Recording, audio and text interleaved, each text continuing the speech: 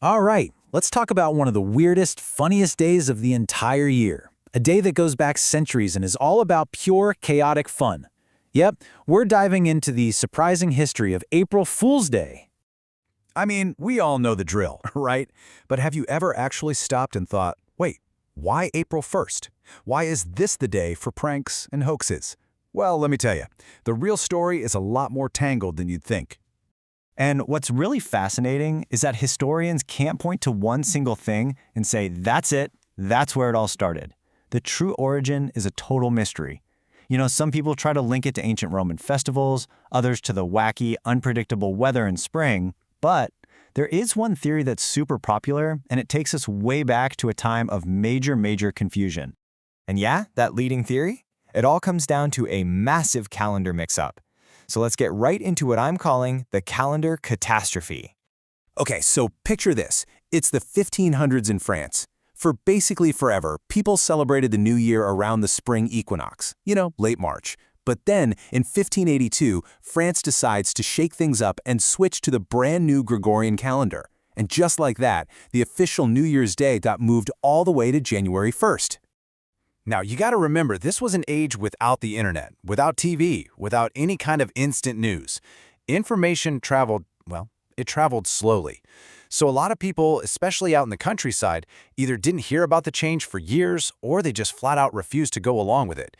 They just kept on celebrating New Year's in the spring like they always had. And those people, the ones who were still partying in late March and early April, they got a new nickname, April Fools. Their neighbors, who were in on the new calendar, thought it was hilarious. They'd play tricks on them, send them on fake errands, basically just poke fun at them for being behind the times. And this, so the theory goes, is how the whole tradition was born. But a good joke rarely stays in one place for long, right? This little French custom was just too good, too infectious to stay put. Pretty soon, it started to spread like wildfire. The whole idea of a day for harmless mischief just took off. It hopped over to England, where April 1st became the day for practical jokes.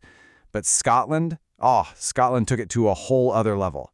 They dedicated not one, but two full days to the celebration. And that second day was specifically for pranks aimed at someone's backside. Yep, this is where we get the ancestor of the classic kick me sign. And as it traveled, different cultures added their own unique spin. Back in France, the day is still called Poisson d'Avril, which means April fish, and the classic prank there is to secretly stick a little paper fish on someone's back. Elsewhere in Europe, though, it became more of a free-for-all, a general day for all kinds of tricks and hoaxes. Which brings us to the modern era, because let's be honest, the pranks have gotten way more elaborate than just a paper fish. They've gone public, and they've gone big. I want you to remember this year, 1957. Because this was the year of one of the greatest, most legendary media hoaxes of all time. So on April 1st, the BBC, the super serious, highly respected British news broadcaster, they aired this very official-looking news segment. It showed what looked like totally real footage of a family over in Switzerland. Harvesting spaghetti, right off the branches of trees. The narrator was explaining, in this very calm, matter-of-fact voice, how a mild winter and the disappearance of the spaghetti weevil had led to an amazing crop. And the craziest part? People actually believed it. The BBC's phone lines were completely jammed. Hundreds of people called in, totally serious, asking for tips on how to grow their very own spaghetti trees at home. And the BBC's deadpan response became legendary. They told people to, and I quote, place a sprig of spaghetti in a tin of tomato sauce and hope for the best. Just an absolute masterclass in pranking. So, from a calendar mistake to fake pasta farms, it begs the question, why has this tradition lasted for hundreds of years? What is it about April Fool's Day that we just can't get enough of? When you get right down to it, a good April Fool's prank isn't supposed to be mean.